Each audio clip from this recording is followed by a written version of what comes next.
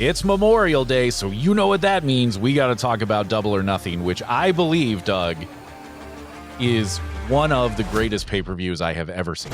Less kayfabe. MJF is going to win this thing. More chaos. Tony, I'm sorry that I thought that. All elite. This is the Elite Heat Podcast. The Elite Heat Podcast. With Tim and Doug. Thank you. I was just going to say, this may be, pound for pound, one of the best pay-per-views I've seen, maybe ever. That's what I said too. My buddy Mike texted me just a little bit ago and he was like, wow, what a show. And I said, maybe the best pay-per-view I've ever seen. Definitely top 5. Oh, yes. I don't, and right now I don't know what I would put above it. Maybe Mania 17, but I'm not sure. Yeah, this was so good. Yeah. It was an incredible show. Great job to everybody involved with this, top to bottom, inside and out. Even the buy-in I thought was better than I expected it to be. Yes. And I think here's why, because two things that we were concerned about either didn't happen or did happen. The buy-in didn't have too many matches. They didn't try to overload it. And with Double or Nothing in particular, the storylines made sense. And they either progressed or paid off, which was so huge because we were real concerned that it was going to be, what? And I don't think it was. I think they did a great job from top to bottom storytelling this entire night, and I was such a fan. No, I agree. And I think the other thing that they did that was great is they kept the main card to what had been announced, right? They didn't cram other things in there. And they gave every match the perfect amount of time to breathe. Yes. So we weren't rushing through anything. And it did not feel to me like the marathon that these things usually are, where by the time we get to the main event, I'm just exhausted. Like, right. It was the perfect number of matches. They timed it really well. I think everything here worked. The set was great. They did a cool thing with the two levels of pyro. They did a tremendous job. Everybody involved in this show, man, if you aren't celebrating today, you should be. You guys killed it. Again, one of the best pay-per-views, top to bottom, start to finish, because a lot of times you'll have really good action. Story didn't make sense, but it was good. I thought 98% of this, top to bottom, both story and action, was amazing. Just so good. Yeah, so well thought out. You could tell they planned and really work on the craft of the storytelling and the in-ring art. So good. Yeah, I totally agree. I really have few, if any, nitpicks here. I mean, it was great. It was absolutely great. Yeah, I really, really enjoyed it. So with that, let's dive into, I mean, I would say what worked and what didn't, but from that, you can pretty well tell what worked was everything. Yeah. Everything. I will say I have one nitpick. Okay. I have what is one nitpick, and it's with the opening tag match, and it's minor. Okay. And I even wrote minor quibble. Okay. But if you're going to use barbed wire and nails, they had better leave a mark. So I can explain why they didn't. I mean, I understand why. Then don't use it. No. But I can. There's a specific reason why there was only one instance of blood, maybe two. And in each case, it was because they got busted open the hard way. Because the New York State Athletic Commission exists. Again, that's fine. Then don't. They didn't need to use a barbed wire, and they didn't need to use I see what you're saying. That's what all I'm saying is, if you're going to do those things, have them leave a mark. And if they aren't going to and show, then don't do it. Otherwise, loved it. Yeah. And so, I admit, it's a minor quibble. Sure. But when you've seen them do it in the past and you've seen the repercussions, AEW fans are smart enough to know. Yeah. That's all I'm saying. Well, yeah. So just to explain that, if you don't know, in states that have an athletic commission, a lot of the time they don't let you blade. They don't want you to bleed on purpose. You bust it open the hard way, that's one thing. But so that's why, barbed wire, nobody was bleeding, etc. Yeah, I get it. I get it. Then I don't think that was necessary. Again, the minorest of quibbles. That's all. That's it. But when that's what I'm nitpicking, you gotta know the show was dope, because that's my only, literally, I think that's my only beef the entire night. And it's so funny to me too, because for so long the narrative around AEW and particularly a John Moxley was y'all bleed too much. Yes. You Yes. know, Mox, when they don't run a lot of house shows, but they did a couple of them like a few years ago. Mox bled at a house show. Like he was blading at a house show. Like, what are you doing, dude? You know, and like now here we are going, you didn't bleed enough tonight. And that's It's not just even funny. it. That's not even that they didn't No, bleed. I know. And actually, what this proved to me is you don't need to bleed as often as you've done. And that's why I think you didn't need the spikes or Sure. the barbed wire. That, and again, Yeah. my only nitpick, I don't want to focus too much on it because that is literally my only nitpick. Yeah. And I think a lot of that was just to pop the crowd anyway. Well, yeah, 100%. Which, by the way, while we're on everything that worked, New York, great job. That crowd was red hot and made everything feel huge. Yep. Apparently, tennis arenas for the win. The acoustics were amazing in there. I mean, even Renee pointed it out when they introduced Mick Foley, and it wasn't even a half full house, and it was so loud because people were still coming in because the buy-in hadn't started. Oh, it was loud. So good. Way to go, New York. That was awesome. That was absolutely awesome. And it made me a little jealous that I wasn't there. Like, because I would have loved to have been part of that atmosphere and part of that arena. So great job to everybody that showed up in New York. Absolutely. Well done. Absolutely. It was, man, again, everything was fired on all cylinders, including the crowd. So good. Yeah, it was great. It was really, really great. So we mentioned Mick, who did, of course, make his first appearance for AEW at the buy-in. And I'm going to go back to, I still believe AEW should have an on-screen authority figure. And I think it should be Mick Foley now. I think put him on TV as much as you can because everybody loves Mick. And I think it should be him. Yep. I am not going to argue that. That was 100% the right call if they ever do it. He was so over. Of course, he's in New York. He got so much love.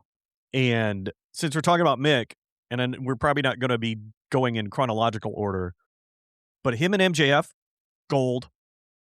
Yeah, that was great. And if I recall correctly, I think at some point a few years ago, there had been some talk about Mick doing a final match, sort of like Flair did. And I thought it was going to be against MJF, if I remember correctly. Oh, okay. Or at least MJF was on the short list of guys that Mick said he wanted to do it with. So it makes total sense for MJF to come out and talk shit to Mick Foley anyway. Yep. But I liked that it was, if I recall correctly, if I have that right, it was a nice little kind of callback to a thing that almost happened and didn't. But yeah, MJF and Mick were great together. I mean, look, I get it. Mick has been through a lot and everything, but that dude is still money on the mic. He was really good. He was really good. That was golden. The only what other else about things the on the I was just going to ask, about to what say. else The about only the other buy-in? things on the buy-in, that jumped out to me. I really liked the women's tag title eliminator match here because I liked that it was the closest we came to somebody going the distance with Divine Dominion. I would like to see them run this back with Zeta Steel and whoever the other woman was. I never did catch her name. Viva I thought Fan was her name. Viva Fan. Okay, yeah. I thought Ty J coming in to make the save was interesting, and I guess we're going to start heating up Divine Dominion and Ty J, which is fine, because I like Ty J and whatever. But you're going to have to do a bit of work there, I think, to make me believe Ty J's got an actual shot here whenever we do this match. You have to do a little work. But it's interesting. If they continue to do what they have done with Divine Dominion, if you want to see that heat up, you're going to have to watch Collision because Divine Dominion has basically been relegated to only Collision. I knew Ty J were getting back together because of the last Collision. So if you want to see that, I have a feeling that's where you're going to have to watch. Yeah, more than likely, and it will be interesting to me to see how and where they build it, assuming that I have that right, and they're gonna build a program between those 2. To me, though, the main takeaway from that was, it looks like you're actually gonna build a program around the women's tag titles again for the first time in a minute, and that's what Yes. I've been asking for. So, Yep. great, let's do it. Um, Other takeaways I had from the buy-in, Death Riders and the Ops I thought were fine. It was Yeah. a good match. Everything was a good match. Mhm. It just felt a little, I don't know. It just felt a little like we're slapping these guys together because they're kind of beefing, and I don't know. I wasn't I wasn't not into it, but I wasn't super into it either. I will say the Death Riders doing push-ups during the Ops entrance was funny. That popped. That is fun. My biggest takeaway from that match is Shibata needs to be on TV more. He can go, and I will take him and Claudio. I will take that feud all day. I liked Yeah. seeing those 2 throw down. That took me from being mildly interested to, "Okay, here we go." Yeah. So, yeah. I love Shibata. I've been a big fan of his for a long time. So yeah, if you're gonna put him on TV more, let's do that. I like that Mhm. dude a lot. And a great story of a guy who, it doesn't get talked about as much as like with Edge or Bryan Danielson or whatever, of like, this is a dude who was told, you are done. If you wrestle again, you will die. And now look at him. I did not know that. I was He ignorant of he that fact. suffered a bad head injury many years ago in New Japan, and it was like, no, no, no, no, no. If you take another bump, you could die. It Dang. wasn't even like the Edge or Danielson thing of like, you may never walk again. It was, no, no, no, you could die. And Dang. he came all the way back, and look at him now. I mean, you'd never know. You'd never know. Nope. He looked great. So I love Shibata. If you're going to put him on TV more, like, hell yeah, big fan. Mhm. The Um, other match, Shane Taylor versus yeah, Conglomeration and Boom and Doom and whatever. I yeah, whatever, it was what it was, but I will yeah. say Big Boom gets a big pop, so hats He off. does. For me, the biggest takeaway was afterwards you had Eddie Kingston, Mance Warner, and Ortiz back, and I didn't know Mance Warner was in the company, so I'm happy about that. Yeah, so I did kind of a stream of consciousness here in my notes. So let me just read this to you, what I wrote down from this match. Look, it's this match again, and we really couldn't find a way to get OC and Briscoe on the main show. And poor Shivani trying to sell that there's heat between Shane Taylor Promotions and the conglomeration. Okay, sure. It was fine, Yeah. but Nigel made it weird talking about grown women going home with a kid. Yeah. Nigel. Eddie and now here's where we get way stream of consciousness, not that that wasn't anyway. Eddie makes the save? Can we have Eddie back on Dynamite, please? And when did they bring Mance Warner in? And now in all caps, I'm so confused. Yep. I this felt to me like something that actually could be an interesting story, Mhm. but you got to import it to Dynamite then. Doing it all on Yeah. ROH is just not going to get it done. And look, I love Eddie. Everybody loves Eddie. I don't know why you've relegated him to ROH, especially when you're not like, I know people got really mad at them for putting all the ROH stuff on Dynamite for as long as they did. I didn't have a problem with it. I know Right. people did. Mhm. So they stopped doing it. I think you got to cross promote though. Like, you've got 100%. to at least say like, hey, Eddie Kingston, Ortiz, and Mance friggin' Warner out of nowhere challenged for the 6-man tag match, last week on ROH. You can see it now at, whatever the URL is, Watch ROH or the Honor Club, sign up, whatever. Like, they need to cross promote that better because I'm kind of interested in that. Mhm. And I had no idea. I'm with you. I had no idea Mance Warner was in the company. I think All I that think broke my brain. I think they can take one backstage segment away on Dynamite and show a recap package of what happened last week on ROH. You don't even need to go full into it. Just show the highlights of the matches and who got the Duke and have some commentary over it. That's it. You give us 2 minutes or less, and that would do so much more to help with that storyline. Yep. Again, Yep. nitpicking. Yeah. Nitpicking. Oh, totally nitpicking. Yeah. And Although Did you notice? I wrote this down. After the match, Nigel McGuinness is trying to do the Rizzler thing, and no one's paying attention. Oh, no, I one- missed it. He did it for like 40 seconds, and Excalibur didn't look at him.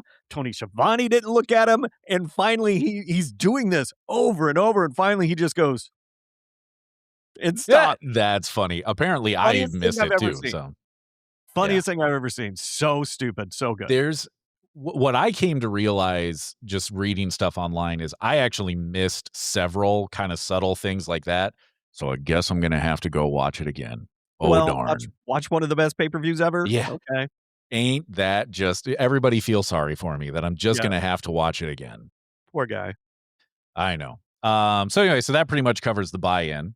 Yes. You talked a bit about your little nitpicks with the Cope and Cage FTR match. So my nitpick with this, and again, it's nitpick, was, as I've been saying for a couple of weeks, overbooked, because I Quit. It's a New York street fight, which it's an I Quit match. Anything goes in those anyway. So you didn't need that. And then you had the stipulation of, if they lose, Edge and Christian never team together again. That was a lot, dude. Like, Excalibur setting that up, it was a mouthful that man had to get through. Yeah. So a little overbooked.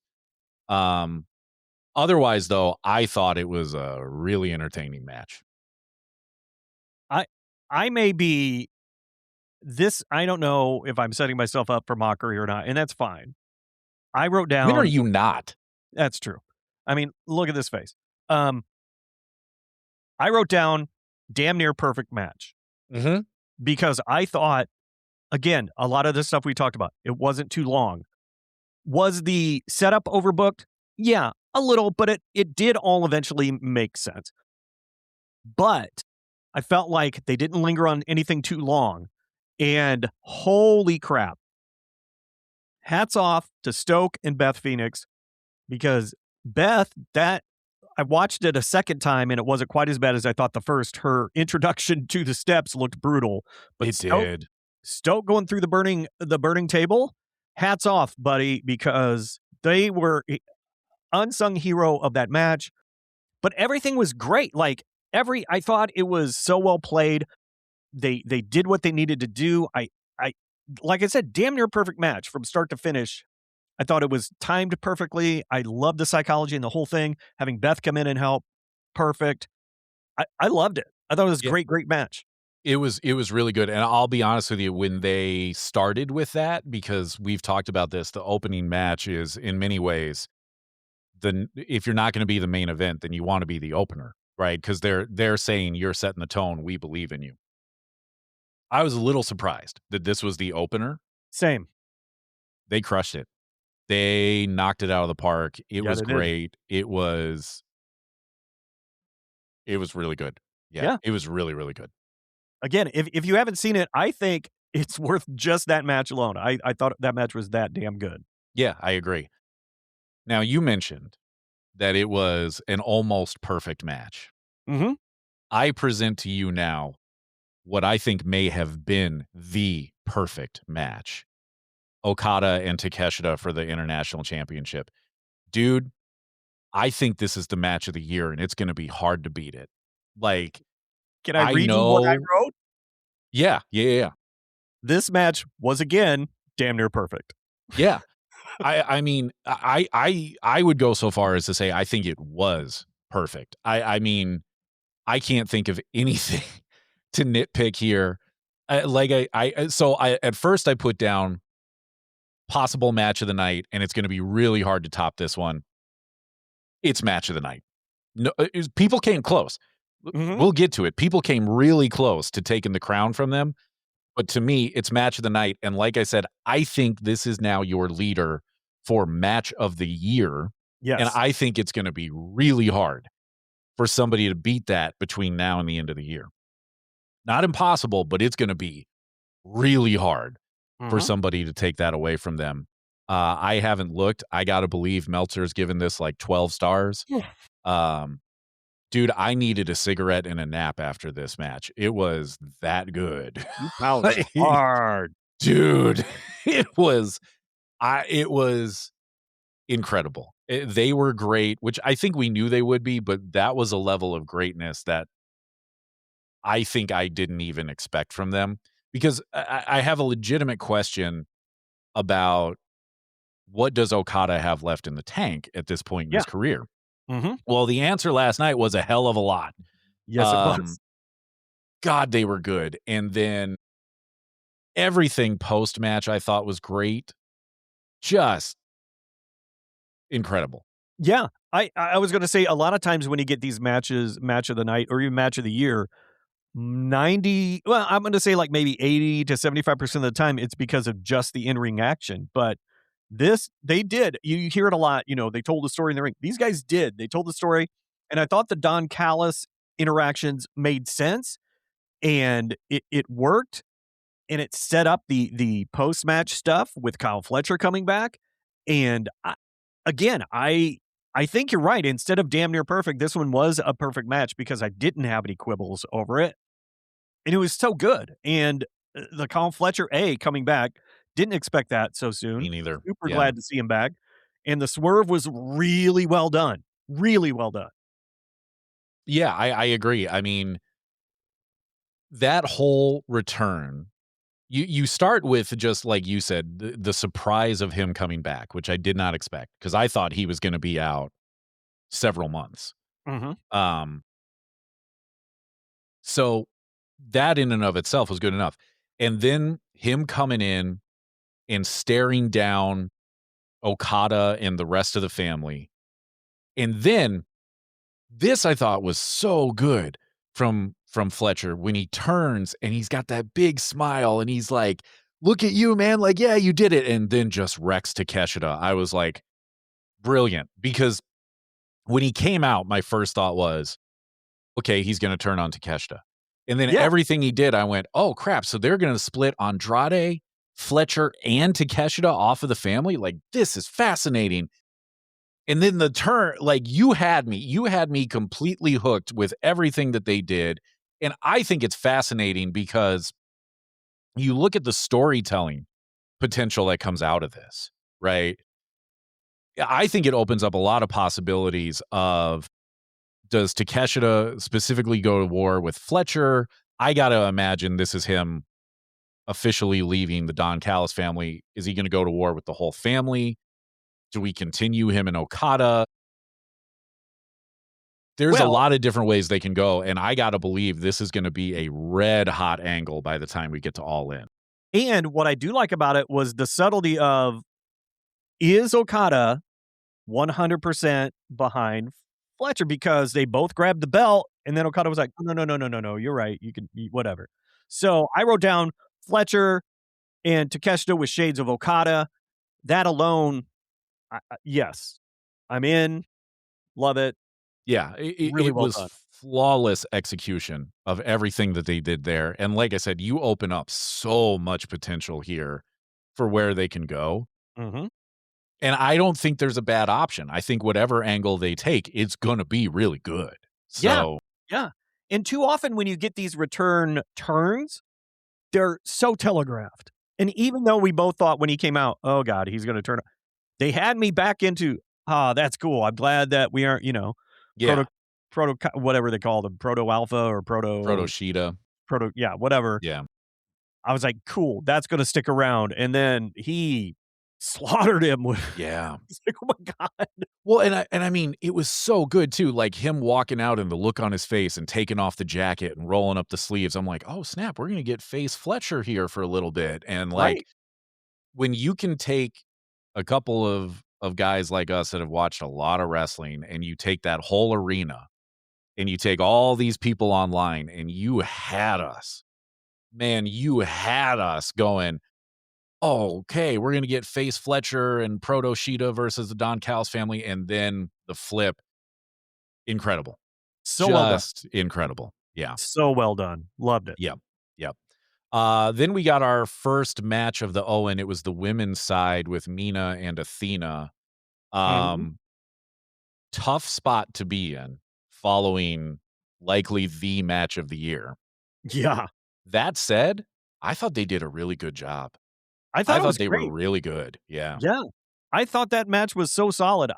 This is the one that I thought was gonna be the, "All right, pee break," but the Mhm. New York crowd, thank you, so into it. I thought Athena and Shirakawa looked great. I thought Shirakawa looked better than she has in a while. She hadn't looked this good since Toni Storm first left, and they were really heating her up, and then they kinda backed off a little bit. She looked great in this match. Athena looked amazing. I thought she broke Shirakawa's nose, and I'm still not convinced she didn't I with think that she curb did on stomp, that stomp. I think she did. because that was brutal, Yeah. but just a really good match, and Athena looked great, and she put some doubt into, the Owen for a minute. Yeah, so my thoughts on this, again, I think if I'm gonna nitpick this show at all, this is one of the places where I nitpick it, and it's because of something that you mentioned of they had started heating up Mina and they've backed off, and I don't understand why, because as we've talked about a lot, you have a women's division that I think is missing a main character. Like, Mhm. it should be Tekla, but you really haven't built the division around her the way you did around Toni Storm. Yep. But more than that, Tekla needs a rival. Tekla needs a legit rival, Mhm. and I don't think you've got it. And No. having a built-up Mina Shirakawa that the crowd loves anyway makes a lot of sense to me. Mhm. Now, that said, I have no problem with Athena going over here. I'm a big fan of hers. She's another one that I would like to see more on Dynamite. If she wins the Owen, I'm on board. Yeah. I'm totally on board with that. I have Yeah, I'm no fine issue with with that. it, so, yeah. But Yeah. it was really good, really good match. Um, yeah, my only nitpick is, again, my issue with kinda what they've been doing with the women's division for a while, which is nothing. Right. Yeah, yeah, and that's You nothing to do know? with the 2 inside the ring. They No. did a great job telling the story they could, and the Yeah, match was great. It's more of a just an overall women's division issue than them. So, yeah. But hopefully some of that's gonna get sorted out here pretty quick. We'll see. hopefully. We'll see. Boy, then another one that I thought, if Takeshita and Okada were not on this card, this may have been match of the night, Moxley and O'Reilly. Yes. Um, Man. yeah. So my two main takeaways from this were, I think it's the right move to keep the belt on Mox, because what I like is this idea of making the Continental Championship kind of the work rate title. Of this is almost like the pure championship in ROH, because Mhm. people are banned from ringside and it's the 20-minute time limit, and like we're just gonna wrestle, right? I like that. And I think Yes. Moxley is the guy to carry that flag. Um, the other takeaway I had from this was Kyle O'Reilly comes out of this looking like a dude, not looking, he comes out of it as a dude who can hang with John Moxley, which is a good spot to be in any company, but particularly in AEW. Now, where they go with that from here is, I think, the big question, because I would hope it would create storylines around the Trios Championship that O'Reilly is 1/3 of. I'm not sure it's going to go that way, but I think it's a good spot for O'Reilly to be in, and we'll see how and if they capitalize on it. The first thing I thought when that match was over was, "Ooh, how interesting would it be if Mox brings Kyle under his wing like he did with Ospreay?" And Mhm. now you have Kyle, 1/3 of the Trios champions, hanging and banging with the Death Riders. What Yeah. kind of tension is that gonna bring? But it would make sense. You know, Yeah, it it would. he showed respect at the end of the match.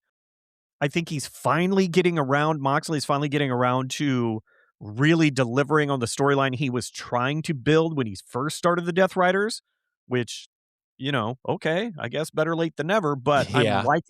I am liking this part of it, and Yeah. showing that mutual respect and being like, "Okay, yeah, let's now maybe you and I can work together because we figured each other out. Let's do this." I think that would be kinda cool. I don't know if that's gonna happen, but that's one of the first things I thought of.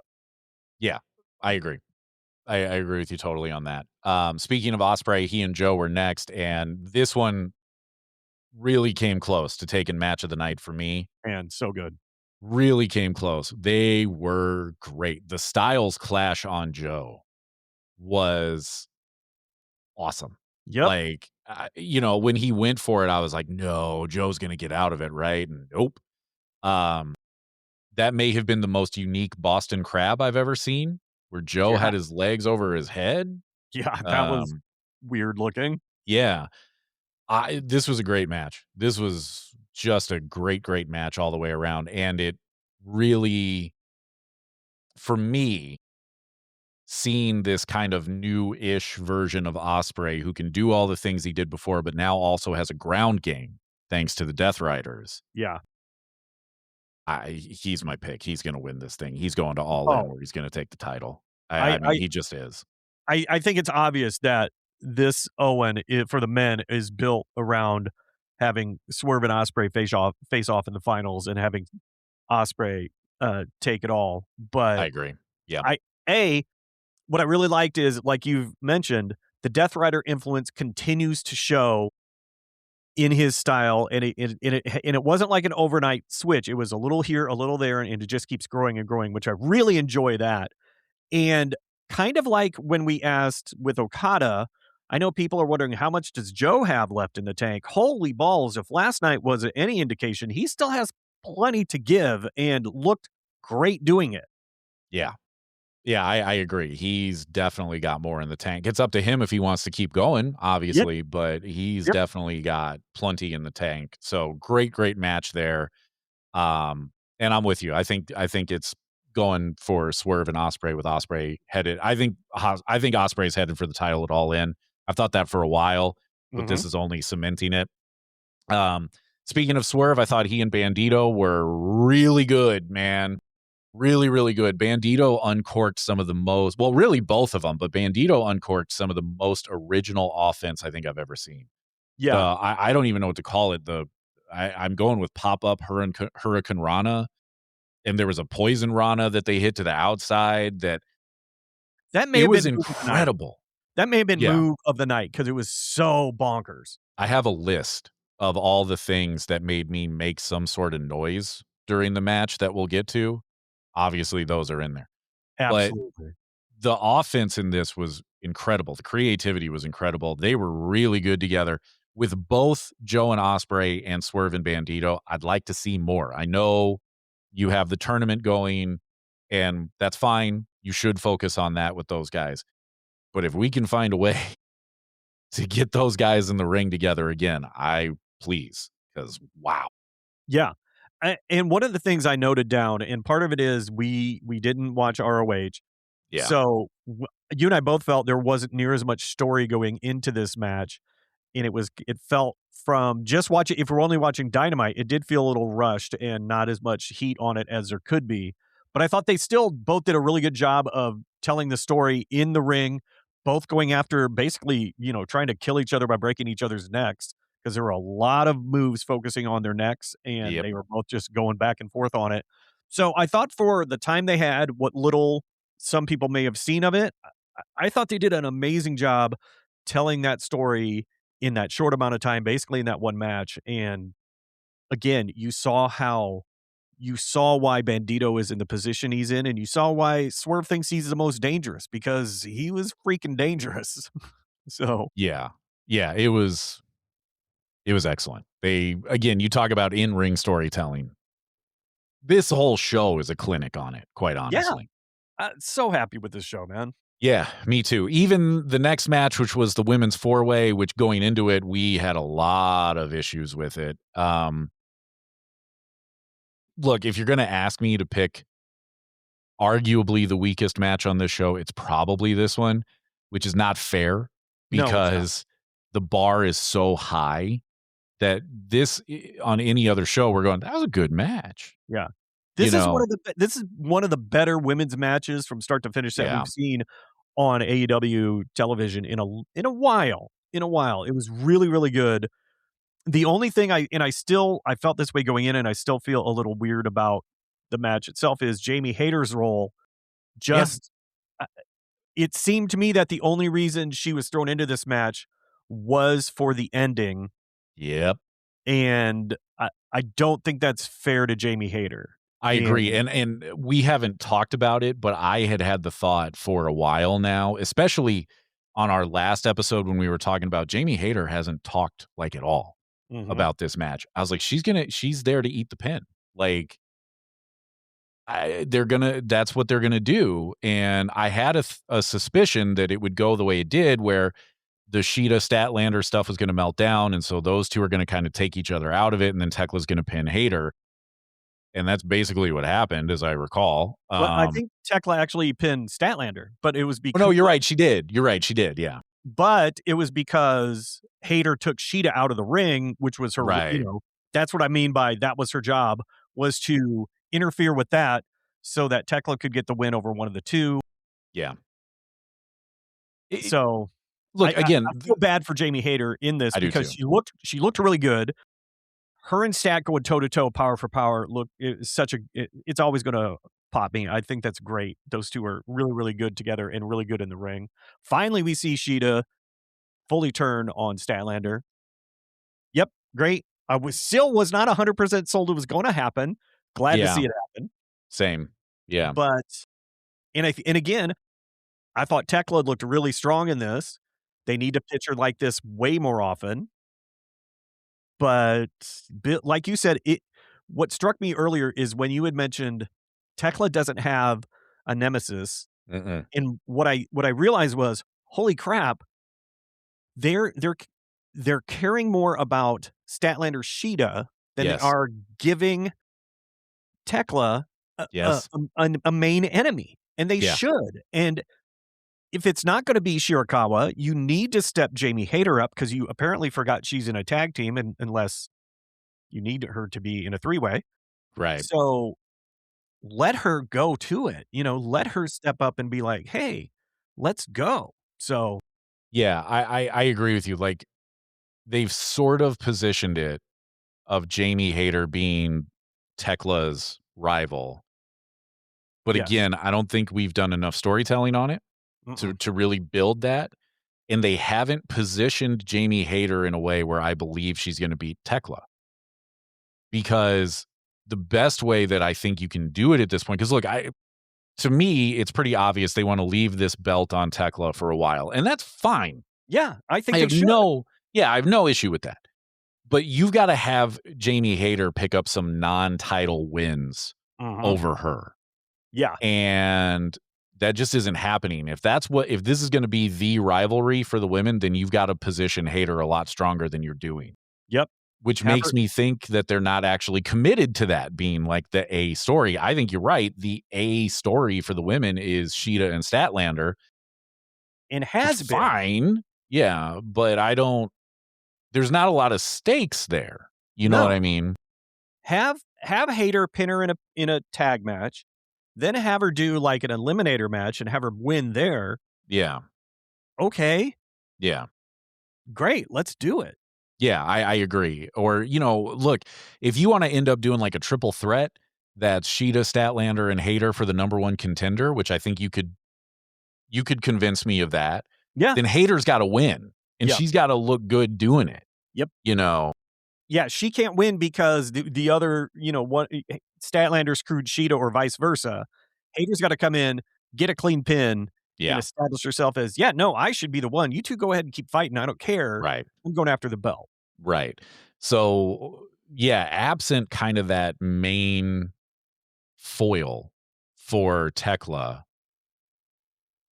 it's just that's what's got them stuck in the mud, in my Mhm. opinion, is Yep. you gotta get somebody that is gonna be the main rival to her, and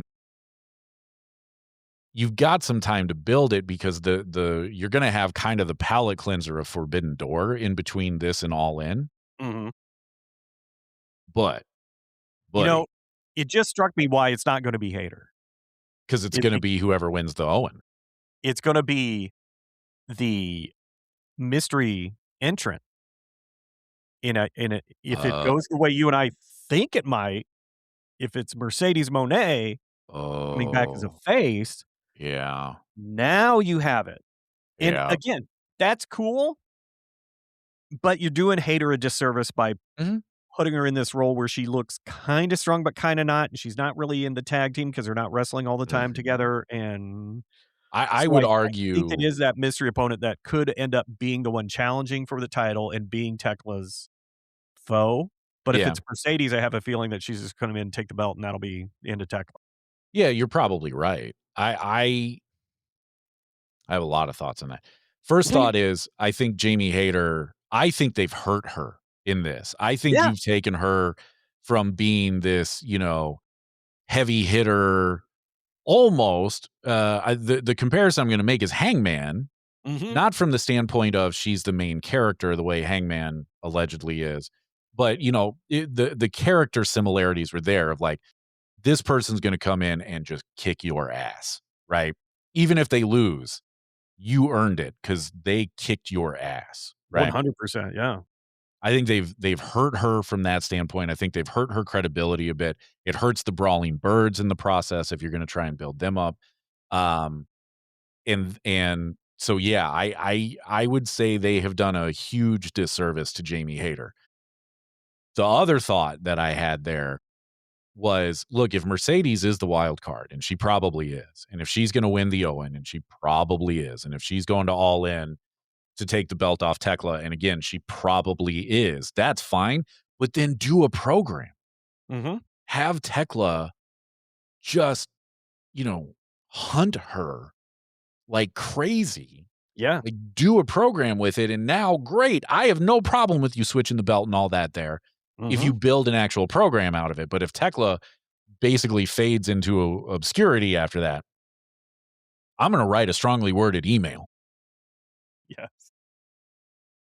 I made note of it, and it didn't even hit me until you were just talking about how, they've done damage to her with the birds even. She wasn't wearing her birds gear. She's wearing No, different not gear. no. Yeah, She was doing her pre-birds gear type vibe. yeah. So and it is weird because they were pitching her as, like you said, the Hangman character, but they also pitched Statlander as kind of the Hangman character, and so Mhm. it's like, you hadn't really talked about Hayter like that, and then this match happens, and you're pitching her as the strong one, when you've Yeah, been pitching Statlander as the strong one this whole time, and so the women's division needs some care, some love and attention. It's not too far wrong, but it's not settled yet, and some attention needs to be made towards yeah. that. They need character definition real bad, Yep. real bad. Because Speaking of I characters, I was well, just yeah, I was just yeah. moving on to the next, but go ahead. Oh, gotcha. No, I was just gonna say, like, they just need character definition because I can tell you Mercedes' character, I can tell you Tekla's character, Willow. Willow, yeah. Mhm. Um, The I sisters, can't yeah, okay, yeah, I could give you the Sisters of Mhm. Sin, yeah. uh, Harley. Eh, I'm not I sure mean, what she's at right now, you know what I mean? yeah, Like, I guess she's right still kind now, of the goofy, fun-loving whatever, but but speaking of doing harm to attack, oh my gosh, Harley Cameron uh, relegated to the buy-in, the coming out with valet. yeah, Yeah, with the Rizzler. yeah. What? And again, Nigel making it weird with all that. Yeah, the point is they need to sit down and, TV shows have what they call their Bible, where it's like, here's the character, like every character in the show, here's everything about them, right? And you add to it as the show progresses. They got to sit down and do that with the women. They need to clearly define what is Mina's character right now, because I'm not entirely certain. What is Sheeta's character? Because I really don't know. What Mhm. is Statlander? Is she a face or a heel or a tweener? Or like they really got to sit down and put some time into that. All right, we beat that horse to death. All right.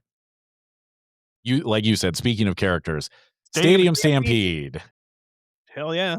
It I wrote was I wrote down Jerichoholics versus the Demandiacs or something like that. sure. I like that. I kind of wish they had gone with that. Look, this thing was goofy as hell, and we knew it would be goofy. I have no problem with that. You kind of needed the silly palate cleanser in a show that had been just red hot. And to be clear, I'm not saying this was a bad match, and I'm not saying No. that they lost momentum on it. Nope. I thought it was very entertaining. Mm-hmm. I thought they did some unique things. The spot with Mark Davis, supposedly going into the leg of the chair. Yeah. Let's just spend a minute with Mark Davis. So first of all, they do the spot where he basically lost an eye. They tape him up. He goes hunting Jack Perry, gets hit by a bus, allegedly. Allegedly. And then immediately is back in the arena, like teleports into the arena and is wrecking people. And I'm sitting there thinking, this man, in the span of this match, has been hit by a bus and lost an eye, and he went immediately back to work. If I have a slightly upset tummy, I'm calling into work. Like, exactly. He needs to talk to HR. And I mean, yeah. Get him some workman's comp, like, immediately. Yeah. But okay, the bus spot, I get it. But at no point did it even appear that he was close to being in those vehicles. And so having Tony Schiavone oversell the fact that he was in there, it's like, dude, we saw the video. We could see he wasn't there. Yeah. We saw that. I don't mind you going, was he in sure, leave me some doubt. But even Perry looks immediately and goes, where the hell is he? Yeah. Okay, so we know he's not there. Yeah. Again, it's a minor nitpick because it was goofy. It was super entertaining. I don't really even care that that's a thing. I really don't either. But you're right. Yeah. It's like, at least leave him out another a little 3 bit. Minutes. Give him 3 minutes or something. But it was like, crash. Holy crap, he's getting power slammed. What happened? Yeah. Yeah. Like, the man teleported into the arena. I mean, it was so apparently Mark Davis has superpowers. I don't know. Yes. But yeah, look, really goofy, really fun. I hope that this is a blow off. I hope that Jericho's moving on to other stuff. Yes. I don't think he is, because if it's not the blow off, or if it is the blow off, I should say, why does he hit the lion salt on not Ricochet? See, that's what I said. I was like, okay, I don't think they're done. I don't think so either. Jericho, because he didn't get to pin Ricochet. Yeah. Bishop Khan ate the pin. Yeah, he took the bullet. Yeah. Okay, that's fine. But I don't hear, like, if that continues, okay, I guess. Yeah. But what I'm excited about is if this leads to the Dogs versus the Bucks, or the Hurt Syndicate, or even the Demand against the Hurt Syndicate, at least Bishop Khan and Toa Leone. Oh, yeah. What'd you say? No, you're right. Did you say Well, Ashley? I thought you were going to say him and Lashley. Oh, I thought throwing hands. No, if you give me those 4 tag teams, yeah, all right, because I think the Dogs versus Hurt Syndicate, I think could be a very, very good feud, and it should happen. And yes, with all these elements, that's what I was talking about before. Is with all these elements, I'm hoping we're going to see seeds coming out of it. There weren't a lot of clear seeds, but I could see where maybe on Wednesday we're going to get some of that. The Dogs calling out the Hurt Syndicate, or the Hurt Syndicate calling out the Dogs, or vice versa, or the Bucks, or whatever. Great. Give me that. Let's mix that up. I'm fine if you let Ricochet and Jericho walk away and they start something new. I'm fine with that. Yeah, I agree. I don't think that's what's going to happen. I don't either. I'm fine if we do. Yeah, I agree with you on all fronts on that. One other thing I'd like to point out before we move on from this match. Shelton Benjamin is 50. Oh, jeez. Keep that in mind when you watch him in this match, if you haven't watched it or if you go back and watch it again. The man is 50. Okay. Amazing. Yeah, I'm a good 6 years younger than him, and first of all, he looks way better than me. And second, I can't move like that now. Let alone, like, Thursday, I stood up off a couch and my hip has been out of whack ever since. Okay, so keep that. I'm not kidding. That, like, I've barely been able to move. Yeah. So keep that in mind when you watch that man, that he's 50 and doing that. Yeah. And the only other thing I'll add to that match is I think of all the cameos, the Luchasaurus cameo was one of my favorites. That was great. But also, I'm really happy they put a Leo Rush cameo in there. His new character is bonkers, and I will watch more of him. I love it. Yeah. I even liked the Satnam Singh cameo, even though I don't understand why he beat up the guy that got thrown at him when you obviously know, but whatever. That's nitpicking a goofy match, which I do like how they put him in his own T-shirt so you really knew who he was in case you forgot. Exactly. Yeah. Look, goofy, but super fun. Yeah. I have no problem with it. Nope, it was great. Yeah, it was fine. It did exactly what it needed to do. Mhm. And then a red hot main event. Dude. Again, top spot of this freaking card, so good. Yeah. First of all, again, you go back to a lot of the past pay-per-views that AEW has done when they've stacked so much stuff into it. The crowd, so often by the time you get to the main event, it's like, okay, I got to try and reach down and get into this. And I've been in those crowds where it's like, okay, I got to try and lock in, but I'm tired. You know, they did such a good job of pacing this where the crowd was ready for it. They were into it. They positioned all the matches on this card, I think, perfectly. There's so many little things that they did with this that I loved. So just the entrances alone, I want to tip my cap to both men who before Justin Roberts had said a word on the mic, it felt like a big fight. Yeah. The way they walked in, the way that they spotlighted the Clippers and MJF looked at it, but then tried to lock back in. Here's a subtle thing. MJF, what he was wearing, call back to Surfer Sting. The color scheme, Sting had worn that before. Okay. So you've got the little, right, psychological thing of, oh, look, I'm going to kind of dress like your mentor, right? Everything about it before they've even rung the bell felt massive. The way Darby came to the ring, like all of it, they did so good with that. Then, of course, I thought Darby's pre-pack, I thought his pre-recorded intro was so good. Like, I did have to ask, do you have to get like a special permit to film in the New York City sewer? I would assume you better. Otherwise, if you don't, the Ninja Turtle's going to whoop your ass. Well, I was going to say, that's my other thing. Apparently, Darby is a Ninja Turtle now. He's trained with Shredder. Don't you know that? Yeah. Yeah. Was it Shredder? Oh, wait. Who was the other one? Not Shredder. Splinter. Master Splinter. Yeah, sorry. Yeah. Maybe he has trained with Shredder. Maybe both. Yeah, I don't know. Maybe both. But anyway, and then you got that match, which I don't know what to say other than, again, if you take Okada and Takeshita off this card, I'm talking about this as match of the night and potential match of the year. Like, I think you could still throw it in contention for match of the year. Sure. It's so good. It's so good. The way that Darby immediately came out going for those side headlock takeovers and look, how that man survived, because again, unless it was a blood pack, like unless that was fake blood, he got busted open the hard way on that coffin drop from the scaffolding through the table, which made me go, I don't know how he's not concussed.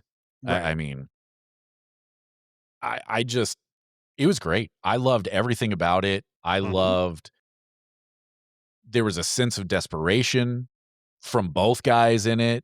Absolutely. You know, I think they did a great job telling the story of like, look, Darby has defended the crap out of this title and he's beat up. He's just beat up, you know, and it was great. Yeah. I mean, there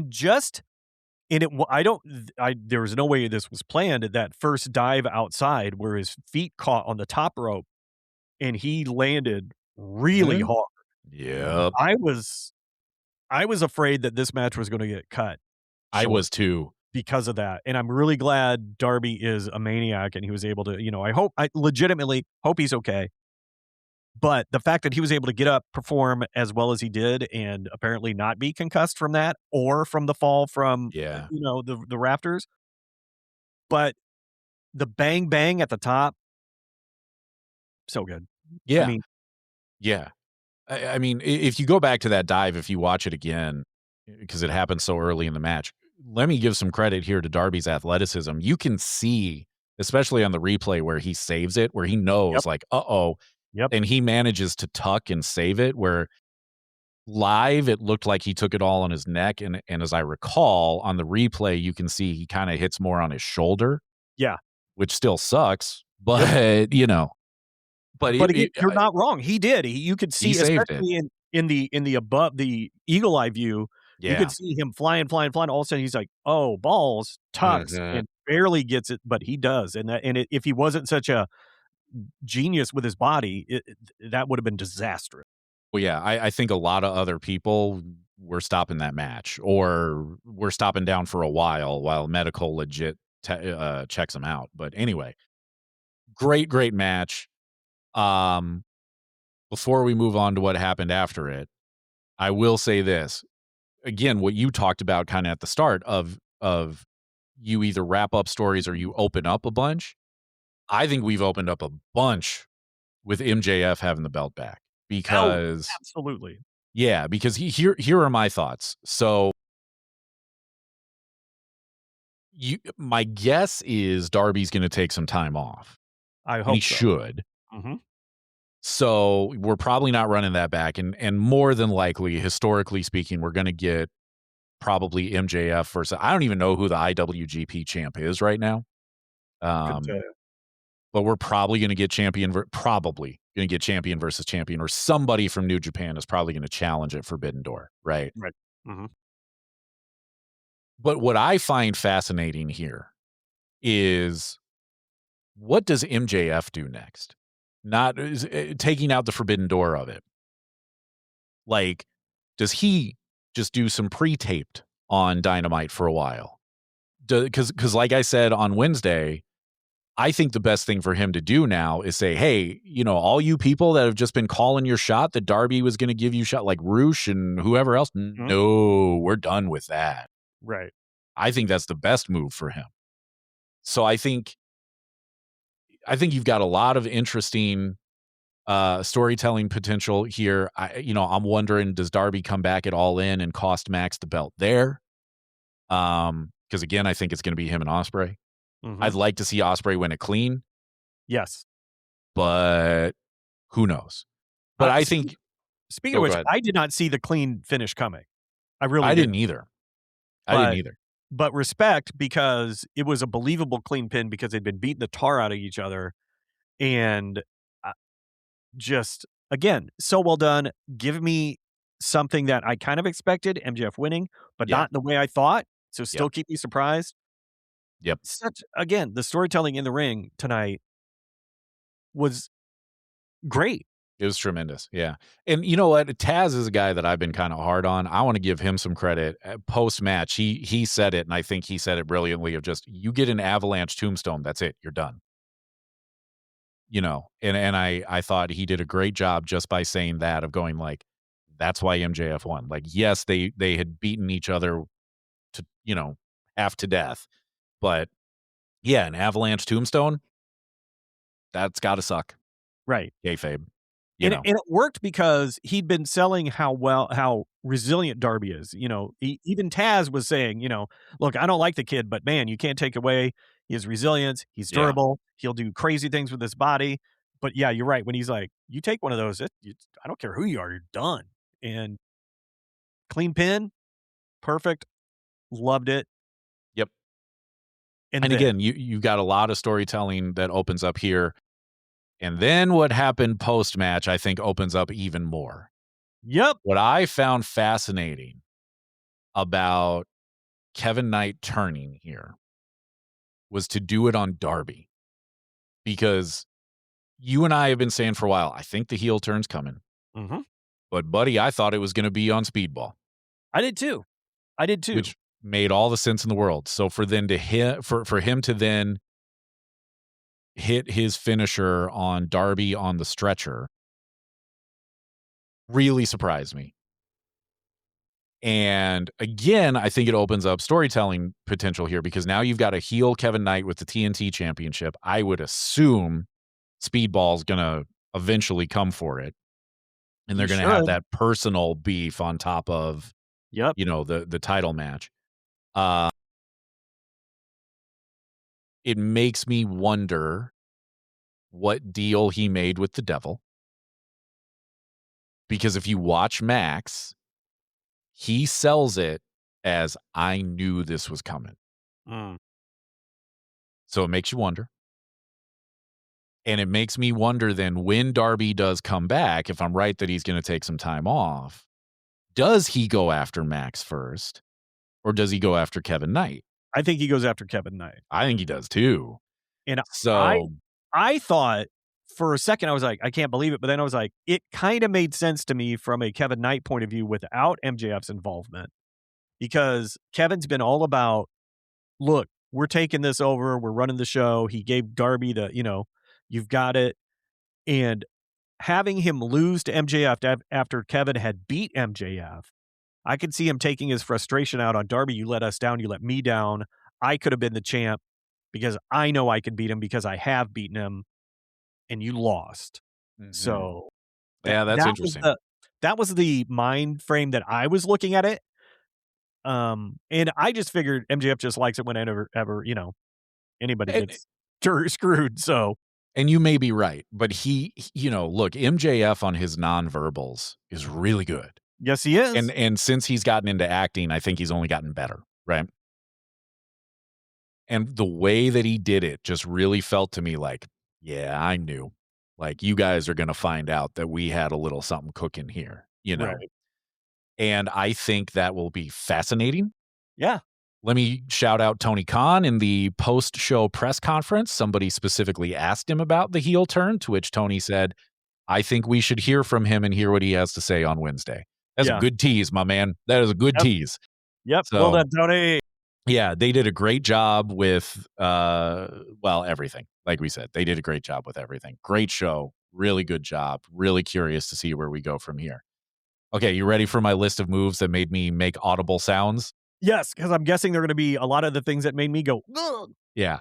Okay, so here we go. We start, this is going to go chronological. We start with that big boot from Lena Cross on the outside. Dude. I totally forgot about that one. Oh my God.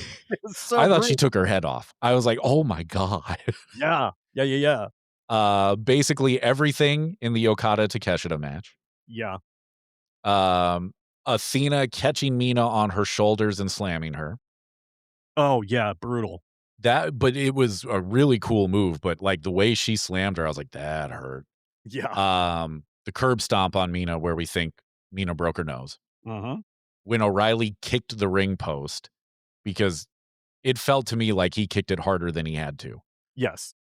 The chops from Joe on Ospreay at the start of the match. I think my breath left my body. So loud too. I was like, oh my God. When Joe threw Ospreay into the barrier, that was hard. Yes.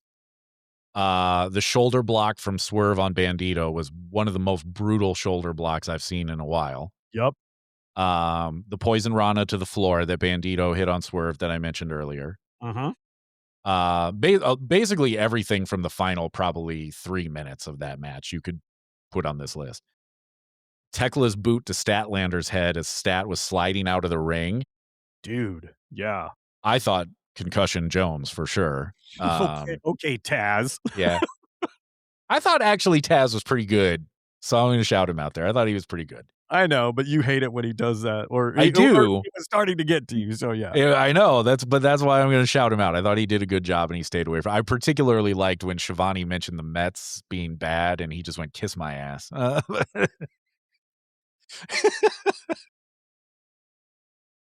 Yep.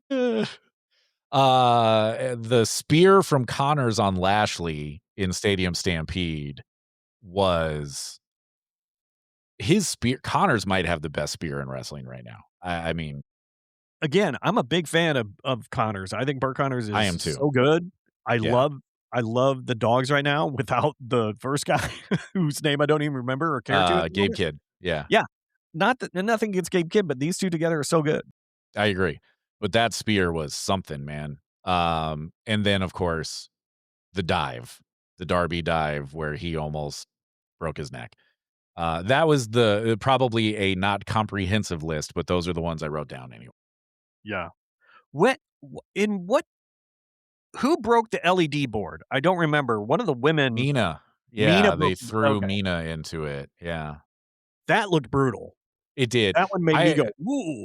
I actually made a note on that one of throwing someone into the LED board and breaking it is like my favorite wrestling cliche right now. Mhm. Because like I know that you didn't really break it more often than not, but it still looks cool. So She might have wrecked it for a minute because she might have. I the mean, way they it went turned it out, off, you know. But but the way but it I went will. out, good. Yeah, because it's spread, right? Yeah. Like usually it's just one panel that goes out, and that's how you know like they faked it. Mhm. But they managed to take out a couple pixels or whatever on the other one, and I don't know if they had that preloaded. The reason that I don't think she actually did break it, and again, I'd have to go watch the show again, oh darn, to see if it came back. But when it does the like if you're really breaking it, if it's gonna do that glitch thing, it's gonna Mhm. do it immediately. Mm. And if you watch, there's a little delay. So, Well, I bought it because I'm well, again, it's like my a mark. favorite. Yeah, well, no, it's like my favorite cliche right now. Like, I don't care. I think it looks cool. Keep doing it. I don't care. Yeah. You know. But anyway, I guess if it was gonna happen, I didn't expect it during that match, I so didn't either. Yeah. that That was was a cool. hard-hitting match, man. Yep. Like I But said, those any 2 went, and I loved it. yeah. Man, I love So, this pay-per-view. I thought it was so good. yeah, it was incredible. You know, we've talked about, like, playing around with some new segments and stuff, and I thought, "Oh, maybe we'll debut one of, like, what worked and what didn't here," except that we had a better name that I can't think of off the top of my head right now. And, no, this is not the show to do it because everything worked. Yeah. It was great. Yeah, it was Loved it. tremendous. No notes. You guys did great.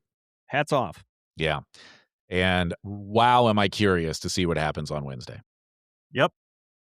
So good. I think storytelling-wise, from start to finish, almost everything was damn near perfect. The women Mhm. still need some help, but it wasn't Yep. terrible.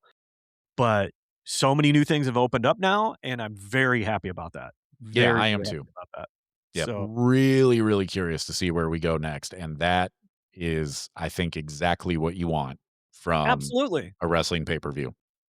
Yeah, so hats off to AEW, Tony Khan, everybody who took part. So good. Yep. Very happy. So, yeah, if you haven't hit the subscribe buttons and all that stuff, you should do that because, again, Wednesday should be a really interesting Dynamite.